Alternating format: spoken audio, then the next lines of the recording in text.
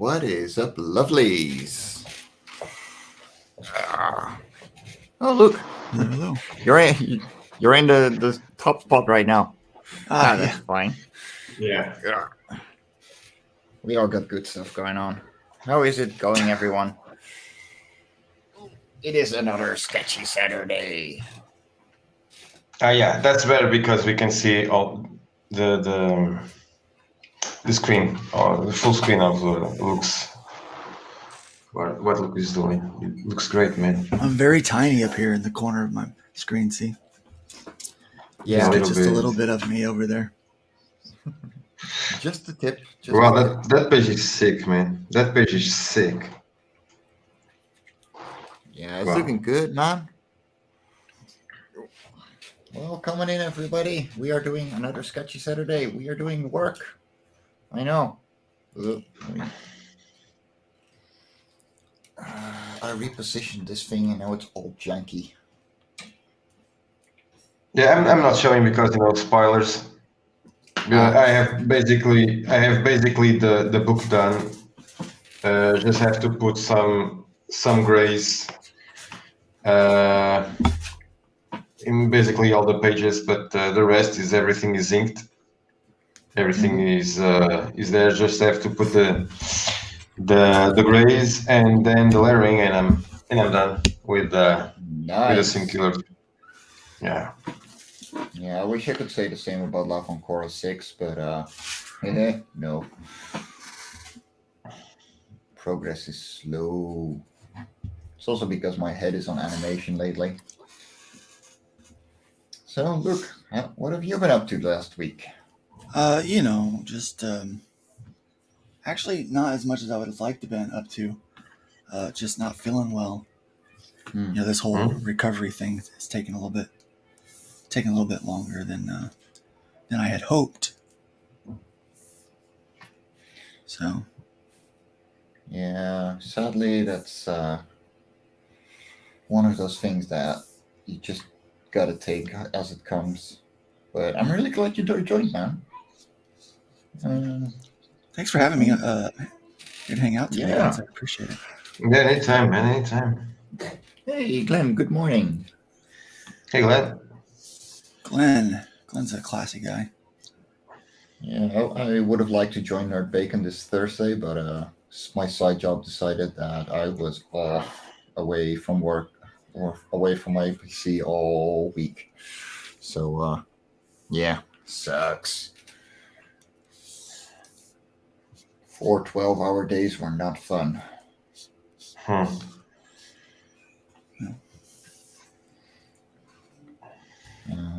Well, in my little bit of spare time, I've been animating for the Love on Korra pilot episode. We'll just show a little bit off later at the end of the stream. So stick around, people, if you want to see spoilers. Spoilers. Well, they're not really spoilers. They're spoilers. Small animatics. I've shared them on YouTube as well. Yeah, I'm still blocked on Facebook, so Blocked. I'll check out the things later. Just comment. Somebody put a comment, put a post about this last Marvel movie with Doctor Strange, and I said that I didn't like the movie because of certain things. I don't know if you guys watch it. I didn't, and I just saw some clips on YouTube because I don't care about spoilers when it comes to the MCU. And just comment. You didn't saw the movie, so I won't spoil anything. But I was agreeing with him. I told him about some stuff that wasn't right to happen with the character, because now it's not the MCU, it's the MCU, and I gave my opinion. I didn't say nothing offensive.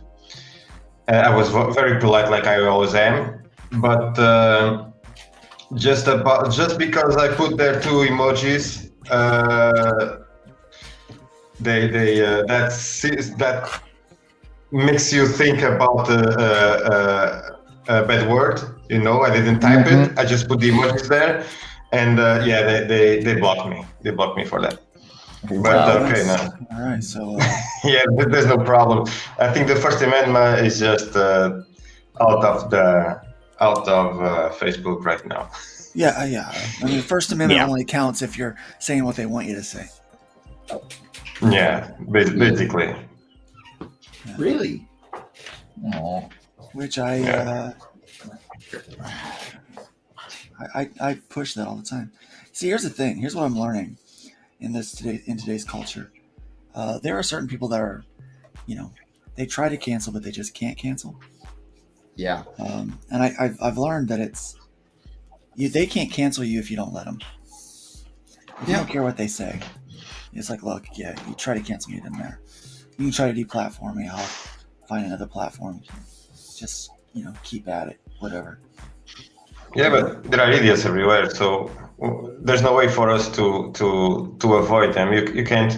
I've been told that my memes are very political, but none of my memes. If you go to my album of the memes that I've done, there's nothing there about politics because I don't vote. I don't care about politics, and I don't care. And people told me to not post on their groups my memes because they are political. I don't think they are, and it's just I just have a weird sense of humor. I don't provoke anything. If someone says something about something and I disagree, I go there. I tell my opinion politely. I'm not preaching. I'm just saying my stuff. And people, most of the time, if you don't agree with them, you are insulted, and that's bad because nobody can say anything. And nobody, as polite as you can be, if you are just giving your opinion, you're not allowed to do it anymore. Only if you agree with something, you are allowed to say something. If not, there's no debate. There's nothing. It's just like saying the Earth is flat. If you don't believe me, just get the hell out of here. I don't care. So that's the mentality that we have today, unfortunately, on social media. That is because here in Portugal we still have a little bit of we can discuss things, fortunately so far, as I know, as far as I know, but I think are very. I think people in the States are very soft, emotionally when it comes to those kind of things. Like they can't handle to be contradicted in any way. Mm-hmm. And when it comes to cancel culture, is getting very, very weird, especially in comics, especially now Hollywood is canceling everybody just because, they. And this thing with Johnny Depp, also everybody was canceling him. Disney and Warner Brothers, and actually he didn't done anything. And they just canceled him without knowing the facts. And yes, I hope he doesn't come back for Pirates, for Disney and Warner Brothers. He can do something else. And I think he must just stay with his looking proud of what he's done in his career. He can continue to do, independent films or join other studios besides Warner and Disney. I know it's very difficult because they own more than 80% of the market, but still he can do a lot with his career. And I hope he comes back great without those studios, those woke studios. Honestly, the thing is, him leaving right now is the best thing that he can do for himself until this blows over, because he knows he's right. And as long as you know you're right, you can do whatever the fuck you want. Shelby. Hey, stop attacking my chair. But yeah, I think it's really easy for us to say what he should do. I mean, none of us here are making that kind of money from a single film. You know, I mean, I don't know what I would do if I was in his situation. I know he said he would never go back and work for Disney, but you know, when it comes to because paying the bills, because it's a tough choice to make. Mm-hmm. Yeah, but if someone fires you, well, I mean, yeah, you're talking about the money, the amount of money that he makes on each movie and marketing and whatever. But even though I think we, independently of how much the income is, I think we have a sense of, we must have also a sense of justice. You know, if my boss just tells me that you're fired and you know, with no reason, and a year later he calls me back, I'm not going back. Obviously, you got a new job at that point. Yeah, or maybe not. But let's say you're homeless, right? Or maybe not. But let's say you're homeless. I mean, you know, you got a family, Marv? You got wife and kids? Yeah. No, kids, no. Thank God, no. Kids, okay. No. So I got a wife and 2 kids that I'm responsible for. Yeah, 2 hours. So I mean, in a situation where, you know, let's say things are slim, you know, and we're looking at being homeless and that kind of stuff. Yeah, in that I case, might go back. Yeah. I mean, you know, I might go back. You know, so I can't say I never will, or, you know, or I can't speak for Johnny. I hope he doesn't go back to those places. I hope other opportunities open up for him that he doesn't have to, you know. Yeah, but the way, you know, the way if people talk trash about you, you go back to work with them. Well, yeah, I mean, I don't think that's hard. I mean, obviously he doesn't want to, right? Obviously he doesn't want to. Yeah. But I mean, you know, hopefully he never has to. Let's put it that way, because there's a difference between wanting to and having to. Yeah, that's very true. I think we've all been in that. Yeah. You know, like I said, you know, it's you know, I don't want to go back and try to work at fast food again in my life, right? But you know, if it come down to it, you know, I'm gonna I'll try to do it. You know, because it's like, it's just because you know, I have to versus a want to are 2 different things there. And I mean, if there's any other way, I think Johnny has got plenty of other opportunities. Oh, for sure. You know, like he, you know, there's other ways for him to make a living. I don't think he's worried about that. Unfortunately, what it is, it's the fans that suffer that liked him as Jack Sparrow. Yeah. You know, and most of the fans that really liked him, they're not people our age. We're not that demographic. It's the kids.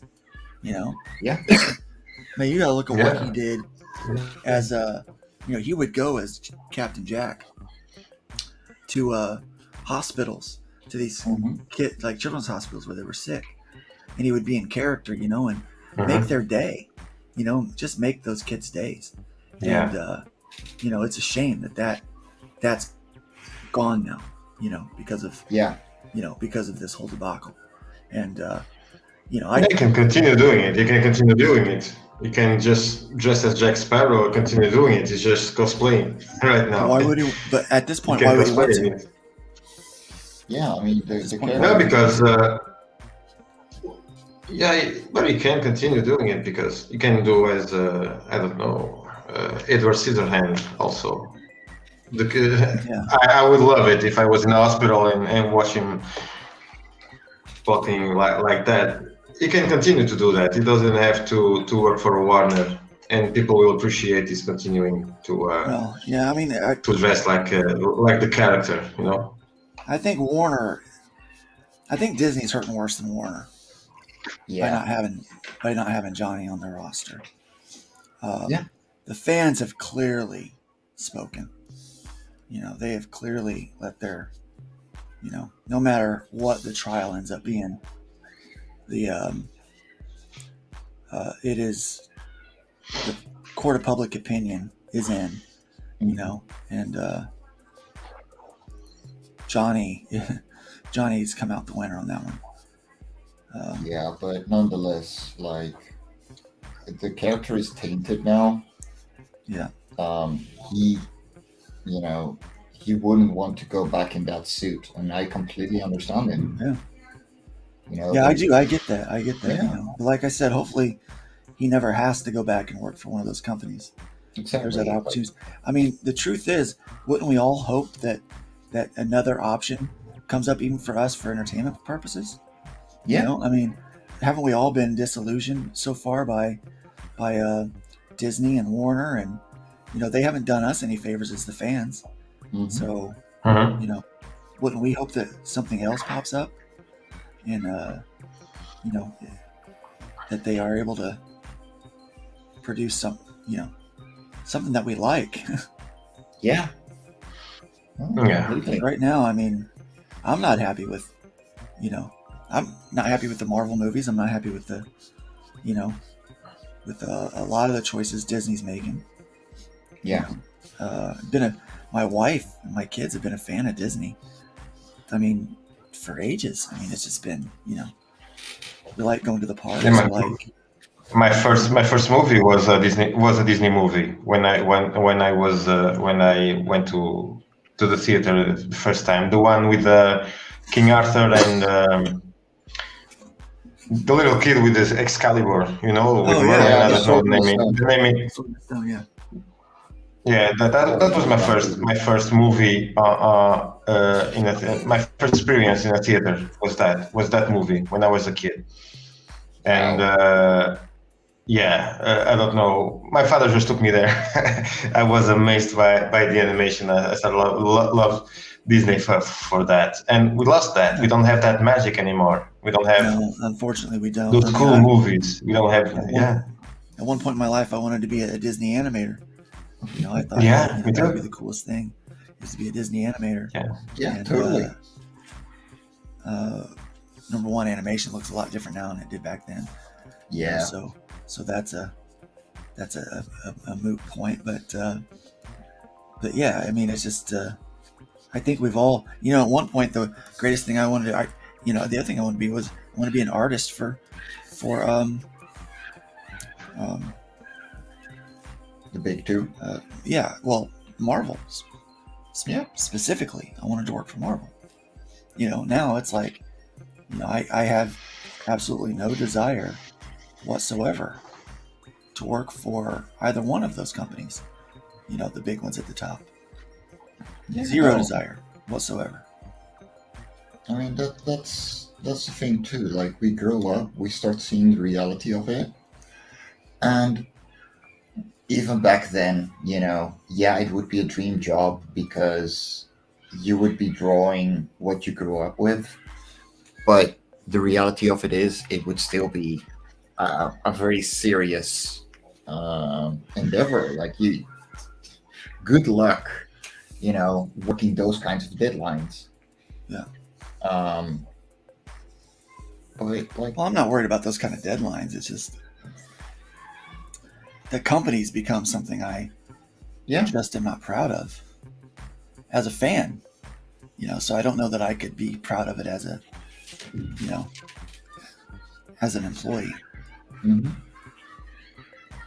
Also, In what we are you know. guys hearing the kids outside? What's that? Are you guys hearing the kids outside? Oh yeah. Mhm. Yeah, I think a classroom just came in and started playing around. That's great though. It's not the kids playing. I It's don't not a mind bad it, sign. but some people are like, kids, damn it.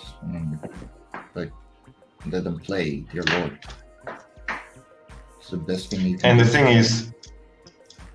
thing is today that with the internet and all social media and the news are shared everywhere, we know what is happening in behind the scenes.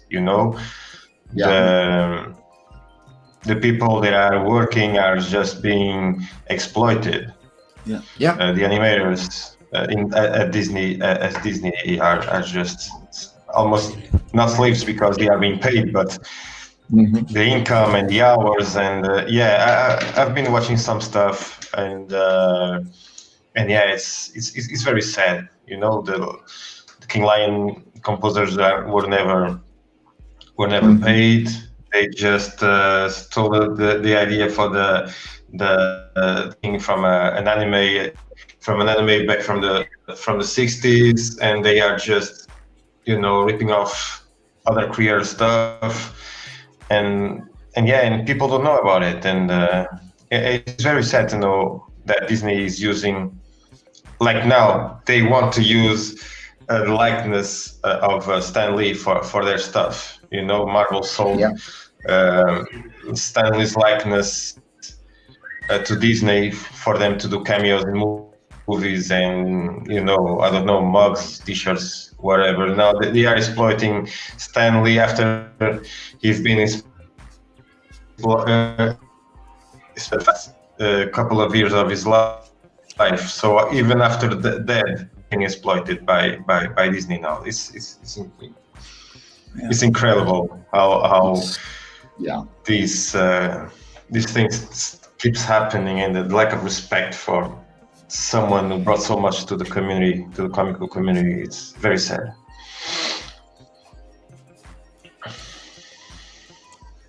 Honestly, like I just don't bother anymore. Like I don't give them any money, so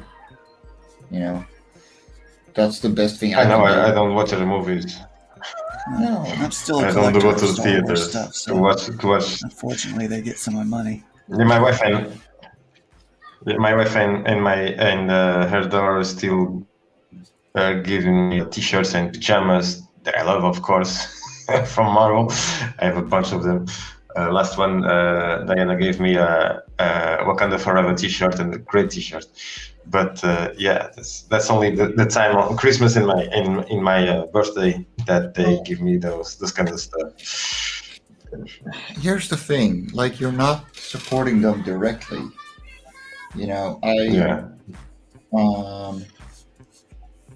If I want to see a Marvel movie, I'll probably have a friend who has it on DVD or something. If I really want to watch it, that's where I'll get it. I'll probably go see this new movie, but just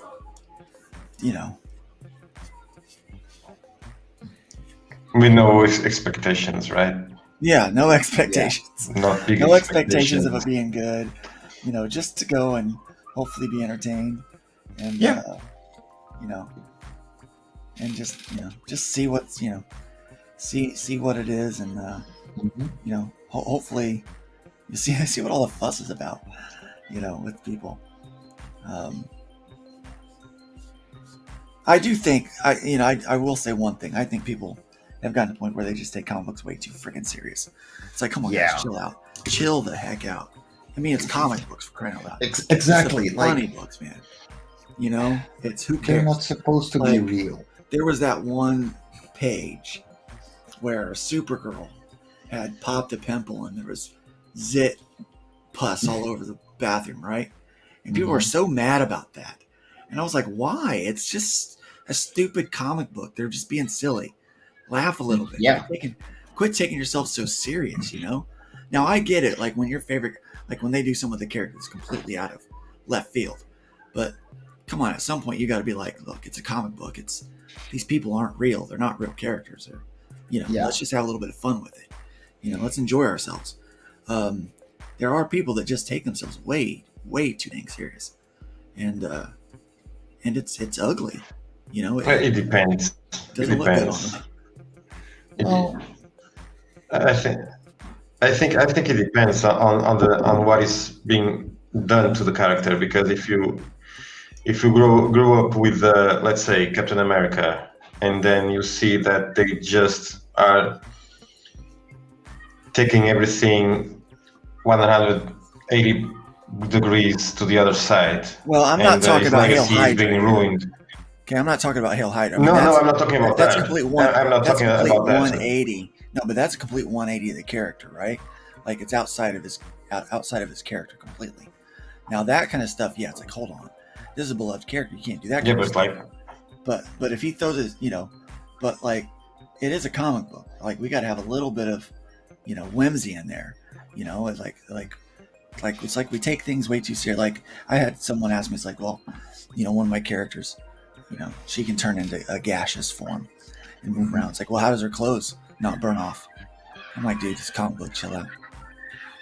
Like, Yeah. Did anyone ever ask how Sue Storm's costume, like, it's not real science, it's comic book science. I mean, Hulk pants, for instance. Yeah. Hulk pants are always They always seem to not that's different. break off the middle part. Everything else rips, but it's like, come on, it's a comic book. Just like, we've got to be able to, enjoy it when it comes to There we go. people just fight and argue about comic books way too much. Yeah. And I'll agree. I think the buzz is more about the legacy of the character. I think. Yeah, I get that. That's pissing off people. Man, trust me, I get that. Trust me, I do. But at some point we got to just realize that they're just doing it to tick off the fanboys. That's what they're doing it for. Yeah. Like, they're only there, and every time you react, it just fuels them to do more of it. It's like a bully. A bully would stop bullying if it bothered you, right? So stop buying the comic books.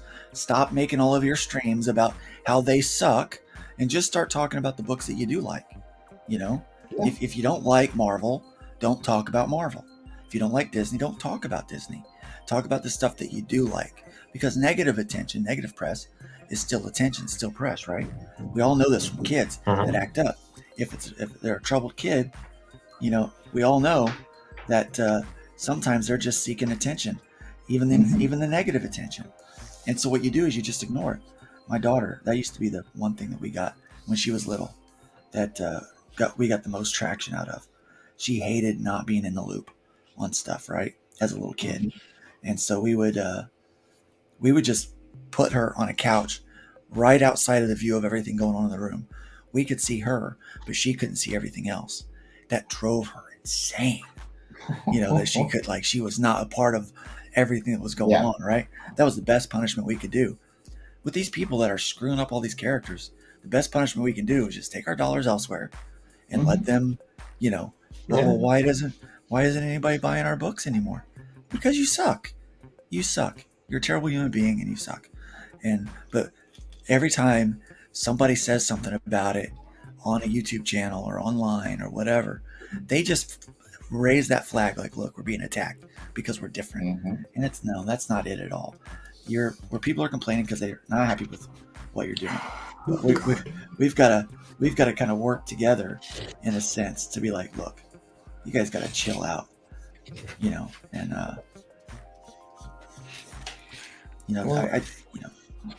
Yeah. Do you I don't think expect everybody to agree with me on that, but I totally understand your point of view, man. Yeah, but do you think that we are going to have are we going to be happy in a couple of years again when it comes to Marvel and DC? Do you think this book thing and this swap that they are doing that is going to stop, and we are going to have again those great comics that we used to have in the 70s and 80s and early 90s? Do you think? I don't think so, no. You think this is going to be worse? Oh yeah, absolutely. Things from this point are probably not going to get better ever, because people aren't going to overnight start growing up and being able to handle someone disagreeing with them. Like these people, especially the woke, the progressives, they're not going to overnight be able to understand a rational conversation. That's not going to happen. The longer they're in charge, the worse they get. They become petulant children, and it's I don't think it's going to get better, unfortunately. I think what will happen is those brands will die. Yeah. They are watching right now the sales, and they don't hit the top 50. Just a couple of books, and everything is related to almost everything is manga. Just a couple of Batman family, a couple of titles from those and the rest is just manga. Yeah, The top 50 are just ruled by manga. because I, that's where I, the quality is. I get people's, their constant like talking about manga, but I mean, I don't want to. I kind of get tired of seeing the comparison between manga and Western comics because they're not the same thing. They are Europeans are different. also very different. Very different. They're the same medium. They're not the same thing. Yeah. Yeah. And It's just an that- action that's movie something that and a lot of a romance. Yeah. If It's like you a are a movie. fan of manga, then be a fan of manga. I don't have a problem with that at all. I think there are things that manga, that industry does that we can learn from. But for sure. because I think you can learn something from every industry, and Yeah. You got to take the good, take what works for you, Yeah. and learn to mix it. Franco-Belgian comics for me, are albums that all have a standalone story. That's what I'm doing with my own series. Every single time, that's what I grew up with. That's what I love. But on the other hand, like a 6-issue miniseries, like American comics are used to, that is totally something I'm open for. Or a full-on graphic novel. That is something that American comics came with. Yeah. And manga just has the endless storyline, which just puts me off. Yeah. So that I'm not going to use But that. yeah. I do think it's what mangas do. They do crank out a lot of material. It's tons of material they're cranking out, which I think we need to be better about that. We're cranking out a lot of material, but it's 13 different Batmans, or 5 different Spider-Mans. Like, come on, let's put out more material, but let's put out more diverse material. And I'm not just talking about make it diverse because this character's gay or whatever. I'm talking about diverse as in like different kinds of material. Now I love superhero comics. Heck, I'm drawing one right now, right? But not everybody loves superhero comic books. No. And that's one thing manga does right. There's something for everybody over there. And that's what I think that we can learn from here with American comics, with Western comics, is to be better at creating more content for people to enjoy. But again, I'm not an authority on any of this stuff. I do agree that what upsets me about comics is the continuity issues. That they keep changing, especially when they change the characters. Kind of the core values of a character. That drives me crazy because that's that it just goes against kind of who that character is that you've established, and they're loved for a reason. So don't change those kind of things about them. As I look at some of these characters, I would hate down the road for someone else to have control of these characters and change the core value of who they are. It's like, no, that's not who Clarence is, or that's not who Ion is. Like they are they have a personality, that's been written and established, even though they're not real. Yeah. I'm not going to freak out but when they do something silly or something funny, I still want them to be able to laugh. It's like, let's have them do something, just kind of wacky or zany. I think that's fine. But yeah, I understand where people get upset with continuity issues, and the way characters are handled. So I would rather people get upset about that instead of some of like the silly things they get upset about, like like why that like why did Supergirl pop as it, whatever. I thought when I saw that panel, I laughed. I was like, that's so silly, like that's so ridiculous. And then I reminded myself, it's comic books. You've got to allow yourself to laugh a little bit. If we can't have fun in comics and do that stuff, I mean, and have a little, be a little goofy with it, we're going to be miserable. And I think we see some of the fans do seem miserable sometimes. And yeah. yeah, it's like, come on, let's just laugh a little bit. Let's have some fun with it. It's like even when I'm drawing here, I try to take the what's his name? Oh gosh, the Bob Ross kind of mentality. Happy little trees, that kind of stuff. Yeah. It's art. I'm having happy mistakes. I get to draw a comic book, man. It's like I don't have to draw a comic. I get to draw a comic book. There are people out there that like my work enough to give me money for it.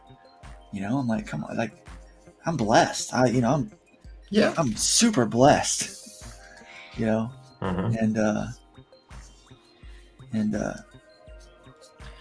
I would rather people talk about how they like my book than keep talking about how they hate Marvel. Mm-hmm. And I'm like, well, if and you hate Marvel, how are you? You might like my book. And how are you on your recovery while this comes to the drawing? Are you drawing like you used before, or are you struggling a little bit? I'm actually drawing better than I used to, which is odd. Mm-hmm. I can't walk hardly, without like limping around. I don't do well as far as that goes. But I still struggle with energy. Like I get really tired easily throughout the day, and I require a lot of rest. But my art seems to be stronger than it used to be. That's awesome. Well, we're very happy that you're able to draw still. Like, because everyone needs to have that outlet. And COVID took a lot from me. Yeah, I'm not gonna lie, it took a lot. And I lost the use of my left arm, so I can't play guitar like I used to. I can't sing anymore. Obviously my voice is more of this ASMR voice now than what it was. Than the voice that it used to be. Yeah, it's funny, but so it's it took a lot from me, but thankfully it didn't take art, because if it had taken that, I don't know, man. I don't know what I'd have done. I mean, who knows how I would react to that. I understand that. I'm gonna be honest with you. One of my biggest fears is losing power in my left hand. Just I would not know what to do with myself. And maybe on the dexterous, but have to draw. Having to learn to draw with my other hand. Whew. Yeah. I've been there, man. I've been there.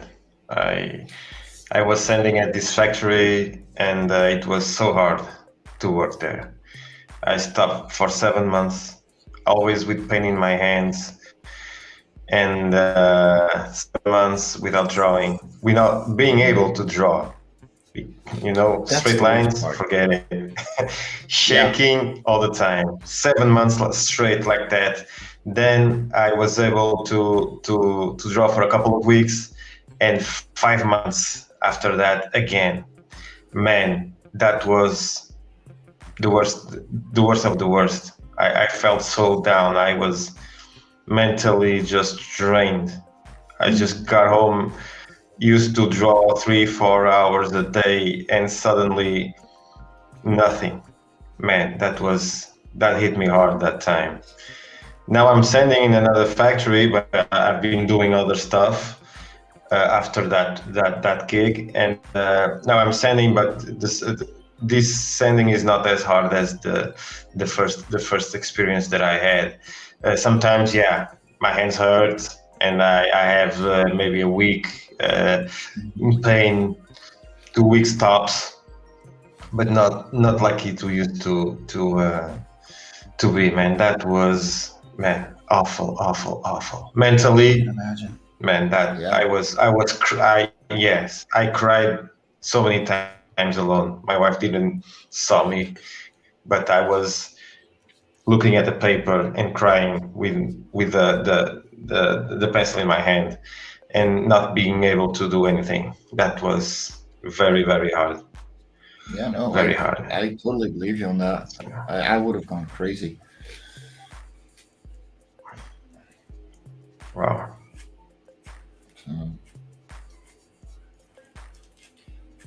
So how's the next Sin Killer? Yeah, Frank Frazetta had a stroke. I'm almost done. I was looking a couple of minutes ago to what I've done. It's basically done, but I just have to put the grays on the black and white pages and do the layering, and I'm done. I want to launch next month. It's a shorter story. It's gonna have 28 pages instead of 32, but it's because I want to make a continuation in the other two books that the other two chapters, because this will be the first of 3 chapters. This is Gabriel, Reaper of Souls. Then I will have Michael, Hunter of Men. That will be the story, the origin of Michael. That's going to coincide to be connected to Gabriel's origin. And the third one is going to be the hardest one. It's going to be John's origin, how he became a priest, and he struggles to not unleash the power, because it's a very tricky power. It's a very tricky power. Bringing back people from the dead is very, very, very tricky, especially when you feel the pain of the dead and they seek for justice, and try to avoid to bring them back to life, especially when you're a gravedigger and you hear the dead wants to come. Know that you're feeling that the dead wants to come back to life, and you are the bridge between the afterlife and the living world is very tricky when you have that kind of power that you don't know where that power came from, but you have that burden, Mm-hmm. So yeah, I want to put that in the third page. This faith, raised by priests, and the power that looks like they came from a bad place, but maybe they didn't came from a bad place, because Michael and Gabriel are demons, they look like demons, both of them. But I'm still developing the characters, and I don't want to make them too good or too bad. I want them to have that middle ground between darkness and light. Good guys that look like monsters, kind of feel that I want to bring here. Yeah, Still working on that. Because, characters, proper characters. They're creatures or people with their own problems, their own ways of doing things, and they might be wrong, they might be right, but it's how they solve things. Yeah, that's the thing. And they are family. They are friends. They are family. Yeah. So I'm focusing on that too. They can't live without each other. These powers just bring them together, and they are their own person. They have their own personality, but they respect each other. They respect John, and they love each other, but they have their own issues between them. John is he's the boss, kind of boss. Gabriel is a rebel, as you're gonna see in this second book. He likes to do his thing. He doesn't he understands and respects John, but if he has to do something his way, he doesn't care about John or Michael. He's got to do his thing. Michael is different. Michael is a dog. He's different. He cares about what John thinks, and he's very loyal too. But Gabriel is loyal, but he always has that thing that he might know that I'm doing this, so I won't tell him. Kind of, that kind of situation. But Michael just is 100% focused on being 100% loyal and keep the rules straight. You know, he goes by the rules. Gabriel doesn't go by the rules, and in this book, he don't cares about the rules, and he just do his thing. But that's why I love the diversity of personality that these characters have. And I might go with another short story. I don't know yet. Yeah, I don't know. I'm just writing it. No, the comes, man. I mean, people really, really enjoy the first book, and I know several people that are very much looking to forward to the second one, including myself. I was very happy to see that Arrow logo on that book, by the way. Sorry? Yeah, I was, when Randy said, "Man, go for it." I was the happiest kid in the. I was like a kid, man. I was very, very humbled and happy. I still am. I can't believe it yet. And when Randy told me, "Man, go for it," I allow you to use the Arrow comic logo. I was 10 years old again with my first comic on my hands. You know, I told everybody. I called everybody, and oh man, almost 50 years, and I look like a kid. That was amazing. But that's what comics can do for you. Like comics make you feel like a kid again, and that's what you know. I think that was my point that I was trying to make earlier. It's like, let's have fun. I mean, God, this comics, man, like these are fun. Like, you know, we work in an industry that it's like, it's, you know, we create brand new worlds. You know, you're talking about characters, you know, that's like, that came from your head and like you gave birth to that. Yeah. People get to enjoy that. And so not only, so you get to put that down on page and they get to open it up. They get to read it and they get to wait for the next one. You know what's going to happen. They don't know what's going to happen, but you do. You know, think about that. That's very powerful. Exciting. You know, it's a, you know, comics have the ability to transport us back in time.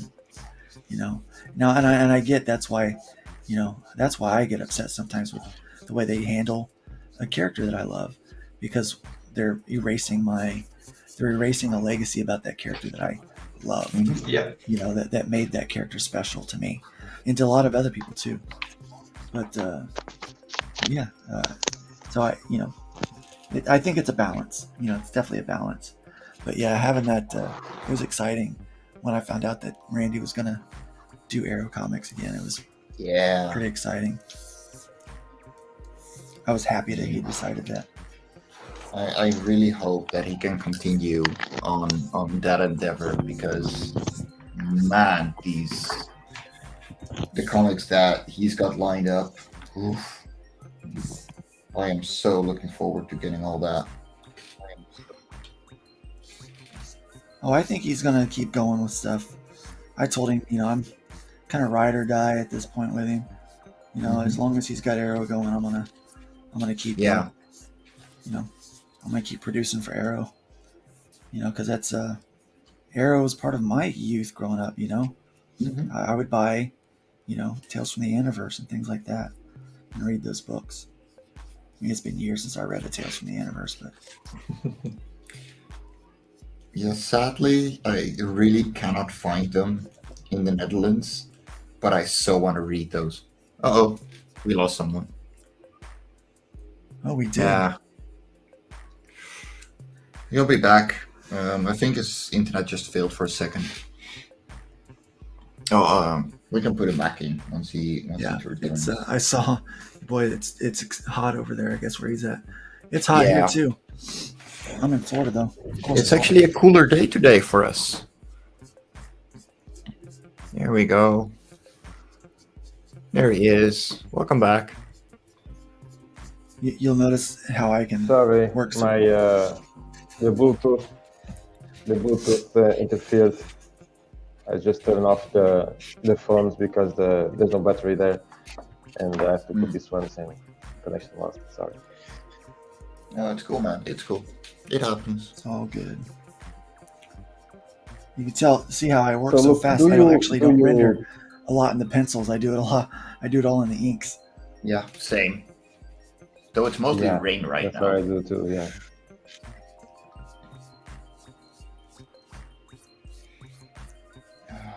So do you teach drawings classes? Look, What's that? do you teach something related to drawing? Oh yeah, I've taught a little bit. I find that a lot of people are a lot more interested in my kind of my how-to tour. Man, talking today is hard. My tutorial stuff about how to, not necessarily how to draw a comic, but just how to make comics in general. I'm getting ready to drop a video hopefully today where I talk about I've gotten a lot of people that are trying to get into comics and they just don't know where to start. And so I've actually got a video I'm going to drop that pretty much covers the how to start aspect of it. Kind of the things to think about and what you need to do just to basically get a book out. I'm gonna be honest, like before I started comics, I looked up so many of those videos too. And you get the guys that you instantly go, that's not what I do, but you also get the ones who are like, oh, right, yeah, yes, please give me more of that. Yeah, and I think the reason why I want to do it is because I've wasted a lot of time on giving the information out individually for people to not take any of the advice at all. And I'm like, well, I'd rather just record it and then they can look at it and then they can decide if they're going to take it or not. That way I can keep drawing comic books while they decide whether or not they're going to listen to my advice. Best way to do it. That's funny to say that, but anybody that's ever given anyone any advice on anything, has been there, where they just, it's frustrating, Someone comes to you, they ask you how do you do this? Or, what about this? And you tell them, and then they're like, oh, well, I don't think that's right. It's like, well, never mind. I don't know. How many comic books have I put out? I don't know. Never mind. I don't know what I'm talking about. I know, right? Like, I totally don't know what I'm talking about here. I'm okay. How many books published? Oh, that doesn't matter. Yeah, I don't know anything. So, yeah, you're right. Just go listen to your friend who's never put out a comic book or actually didn't read them. Just go listen to that person. Tells you everything you're doing is right. I guess that's my sarcasm. I'm a lot more sarcastic now, like kind of post-COVID, than what I used to be. I love it. I'm like, yeah, whatever. I still love sassy Luke. Yeah, I am a lot sassier than I used to be. My wife does not care for sassy Luke, but I can believe that. Yeah, she's like, oh my gosh, you're so embarrassing. Yeah, I am embarrassing. I'm like, no, I'm not embarrassing. I'll tell you what's embarrassing. It's somebody asking someone that's put out, X amount of things, and obviously they come to you and ask your advice for a reason, and then they ignore it. It's like, it's no longer your problem. Yeah, like, why would you do that? Like, that doesn't make any sense to me. Yeah, well, some people want to hear a lot, but not listen to it. Like, they will listen but don't hear you. Yeah. That's what I mainly find. Like, they just either want to be get confirmation on the fact that what they were thinking is right. Yeah. Or they just want to be reassured, but not actually take what. I think everybody. I also think people want an easy solution. Yes. I think at the end of the day, people want an easy solution, and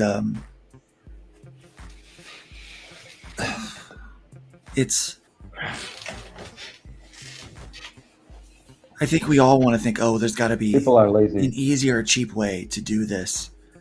And at the end of the day, comics are expensive and they're hard to do. Even if you're doing it all yourself, or most of it yourself. Yeah. It's hard and it's expensive still. Here is very expensive. Very, very expensive to very expensive. They asked me for I was asking for 150 issues in black and white with the colored cover, and the prices were between 600 and 1,300 euros for 150 books. Very expensive. And then I just checked Mixam in the UK, and I can do those 150 books customs and shipping for half the price. So yeah, here in Portugal it's very, very expensive to print comics. I mean, it's still expensive here. You know, even though it's cheaper, the color price. It's still expensive. Yeah, like and it's you know, but then you know, publishing and that's the other thing. You know, like making a comic book's one thing. It's the whole idea, like, well, how am I going to market the comic book? Yeah. You know, how am I going to, you know, how am I going to distribute the comic book? And, you know, and one thing people forget to think about is who's your audience? Mm-hmm. Like, who is buying, who potentially is going to buy your comic book? And then you've got to write to your audience, you know, and some people don't do that. And, there's always the audience you create for, and then there's the audience that will actually read it. Yeah. So personally, you know, I've been thinking about this lately. Personally, I create for young me. You know, what would 8-year-old me be reading if I had the chance? Well, I would be reading the hell out of Love and Korra. You know, that is what I would be making. That's what I would put my allowance into. And so, thinking about that, you know, what does that mean about my audience? Well, they're essentially the people that would read the things that I would read as a kid too. So, like all the typical Franco-Belgian comics that all around. In the same kind of way. And going from there, you know, I know my audience, I know what I'm creating for, and suddenly, you know, I know how big my demographic is. Yeah, I've told some people, you know, maybe doing a floppy is not for you. Maybe that's not really what you need to do. Maybe a webtoon is better suited for your book, or, you know, and I've even told people, it's like, you know, maybe a graphic novel is more along the speed of what you should be looking at, and not just a floppy or something, you know. So it's and I still also try to tell, you know, a lot of new creators, like, maybe try, you know, don't do your passion for your first book. No, You know, like, try something out, like, you know, that you're not quite that passionate about. Now, some people are, you know, they're gonna, whatever they're passionate about, that's what they're gonna, you know, they're gonna make that first. And so I always tell them, well, if you're gonna do that, then team up with some really competent creators to make that happen. Mm-hmm. That way you're not wasting your opportunity. And here's the thing: when you are doing your passion, like I started with Say to Sunset, which is a gigantic graphic novel, and I got 110 pages in, and I was like, I'm not gonna stop. I'm not gonna redraw anything. This is just gonna be, you know, my way to learn and tell a story. And yeah, I was setting myself up for disappointment when it comes to me visualizing what I wanted to create and what I wanted to write. But when I put it on hiatus and it was like, okay, Love and Korra takes precedence, the first thing I thought was, but what did we learn while we were doing this? You know, the project isn't dead, it's sleeping because I'm not ready for something that big yet. Yeah, but even at that, I mean, anytime you're learning something, you're not wasting. It may not be what you wanted it to be, Exactly. but it was still valuable because you learned something from it. I mean, I learned something with every panel that I draw. Yeah. Like I'm learning something right now. Sitting here, I'm like, oh, okay, well, that doesn't need to happen like that. That needs to look a little different, and so you pick up on those things as you go. Yeah. And Exactly.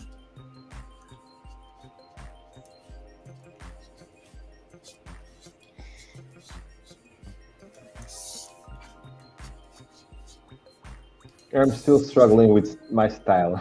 I think I haven't quite found my style yet. I'm Can I tell happy you a what secret? I am doing right now. Yeah. Style is the last thing you should worry about. And I tell this to younger creators. I tell this to older creators who are still stuck on it.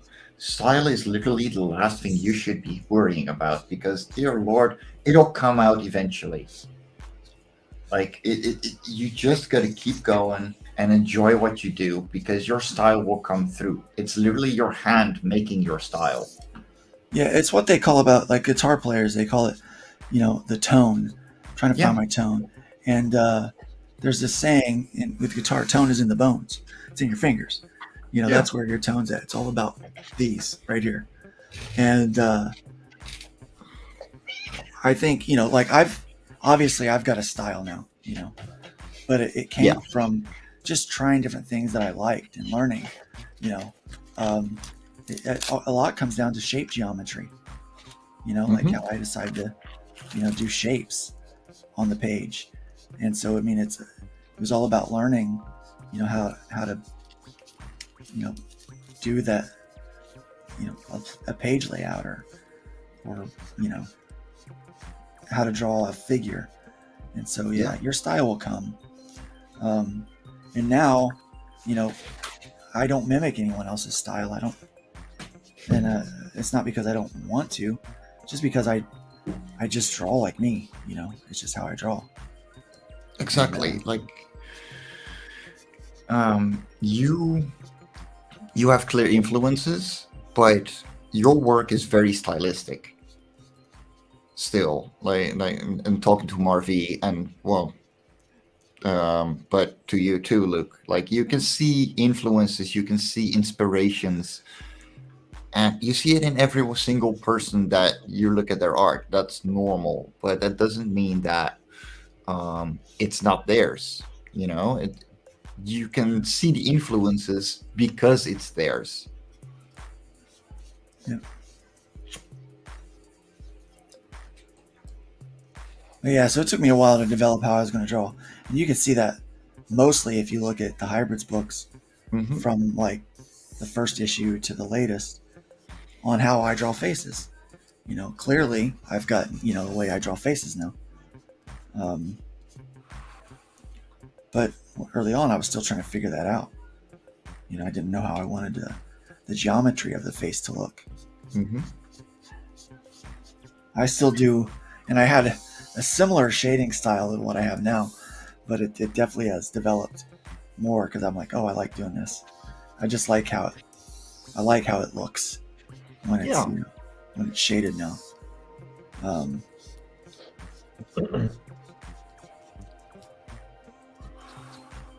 Art is so subjective. I mean, it is. I never like a page more than when I first finish it, and I never hate it more than when I look at it the next time. Yep. Oh it's my God! Wow, that was a great page. And I'm like, yeah, that's a bunch of crap. I hate that. The whole thing sucks. I should just quit. I should give up. I should not make comic books. I suck at this. Yeah, and still we keep going. Yeah, I'm hating the pages I'm putting down for Life of Chorus 6, I swear. There's just so much rain.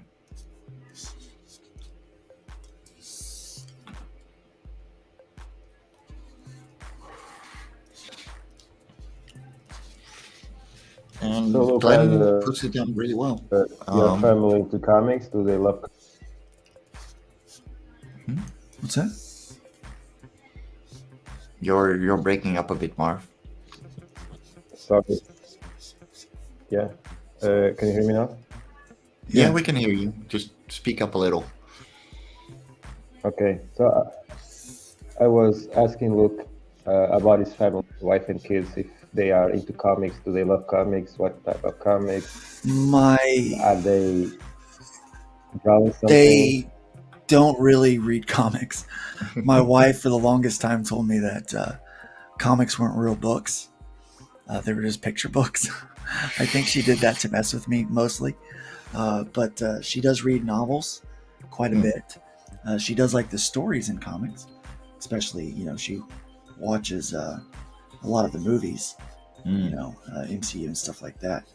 A lot of the problems that I have with the MCU, she doesn't have, because quite honestly, she doesn't know about this stuff, Yeah.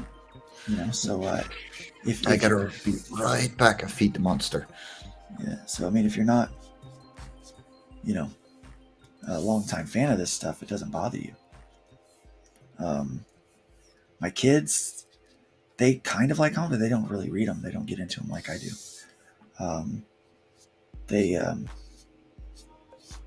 They are very supportive of me making comics, though, which I guess that's really what I guess that's the most important thing, really. If they didn't support it, I probably wouldn't be doing it. How about you? No, my wife is not a comic book reader either, but she supports me a lot since day one. Yeah, but I would love her to be interested in comics, but unfortunately, she doesn't. But well, she loves horror movies and sci-fi, and so that's okay. Yeah.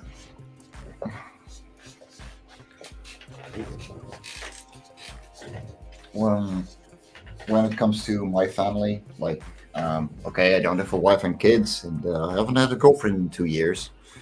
But like my latest ex, helped me create Love of Course, so that should say enough. But the first thing my family said was, "How are you gonna make money?" But my dad was a comic fan, and so that's literally what I told him when he was like that, and I was like, "You literally had every single asterisk. You were collecting Siska and Wiske, like the Franco-Belgian stuff that I grew up with, and you're telling me how I'm gonna make money." And he shut up after that, and he's been very supportive. Yeah. I don't think he's ever read anything, though. I know my mom actually tried to read Love and Core 1 and 2 together with a dictionary, because she literally can't read English, or it takes her hours, which is just the sweetest and most supportive thing, and it nearly made me cry when I heard that. But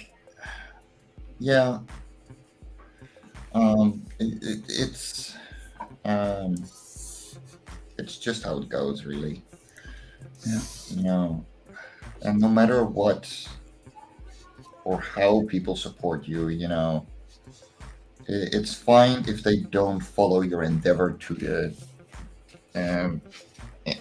for every single second. Just know that they care, and that if that's about you as a person, that's fine too.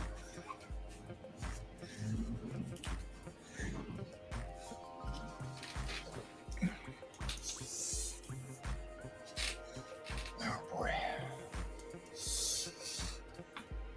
Yeah. I think I'm gonna quit the stream at about 1.5 hours, because view count hasn't been too high either, and I'm so tired.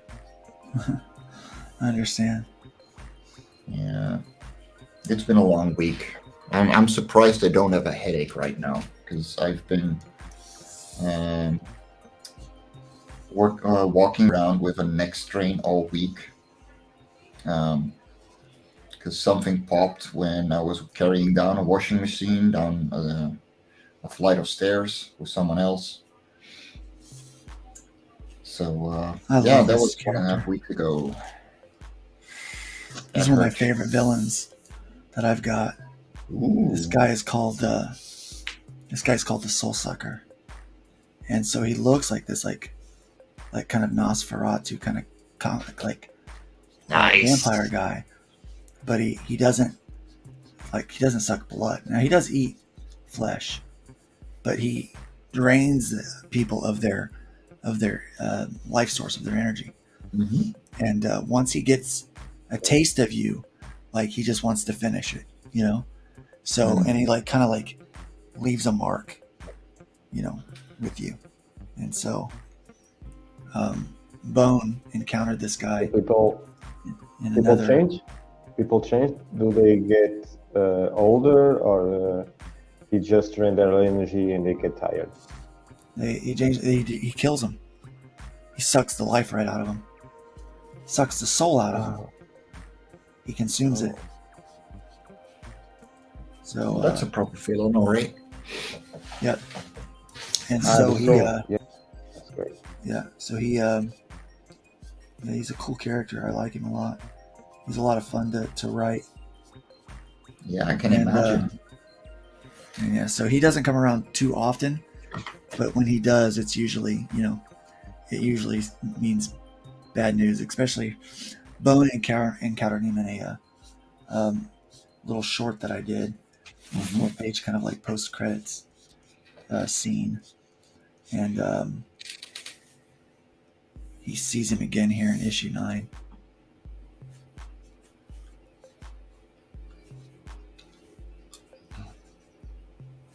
Yeah.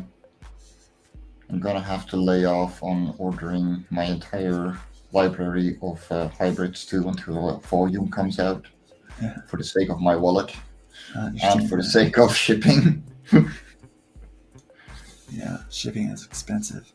Yeah, it is. Even in the States, it's getting more expensive. Oh yeah, no. Mail prices have gone up. I had to put down an extra €100 to get Europe shipped out. Even within the Netherlands, I have to start charging shipping because it's getting ridiculous.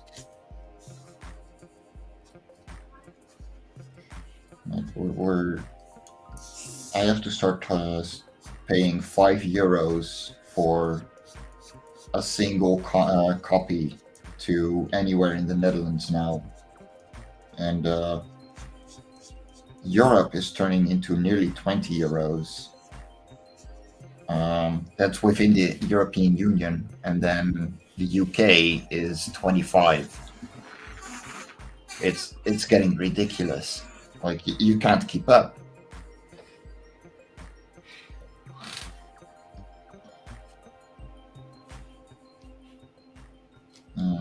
One of my biggest annoyances about it is that the backers are the ones that are getting screwed over on this.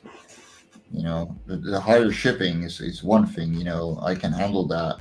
You know, the backers have to pay that shipping. So to have them still go up and ship out, you know, and pay for that much shipping, that's just insane to me. Yeah.